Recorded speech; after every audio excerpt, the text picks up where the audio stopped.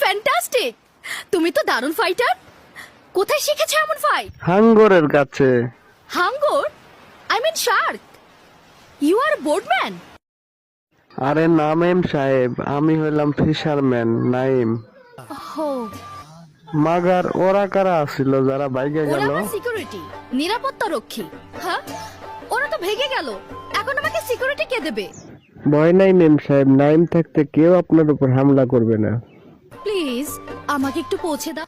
কই পৌঁছায় দিমু? কেঠা আপনি? নাম কি? আমি আমজাদ মির্জার মেয়ে, নাম রোজ। রোজ মানে ডেইলি? আগে তো দেখি নাই। আরে স্টুপিড, রোজ মানে গোলাপ। আচ্ছা।